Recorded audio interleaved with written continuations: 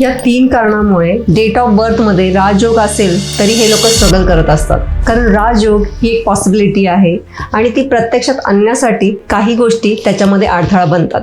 जसं की चुकीचं प्रोफेशन. तुमचा राजयोग एक स्पेसिफिक फील्डसाठी ॲक्टिवेट होत असतो. जर तुमचा राजयोग बिझनेससाठी असेल आणि तुम्ही जॉब करत असाल तर तो कधीच ॲक्टिवेट होणार नाही. दुसरी गोष्ट म्हणजे नावाची चुकीची फ्रिक्वेन्सी. तुमचा राजयोग कितीही स्ट्रॉंग असेल आणि जर तो तुमच्या बर्थ नंबरशी अलाइन नसेल आणि तुम्ही कितीही प्रयत्न केला तर तो ॲक्टिवेट होत नाही.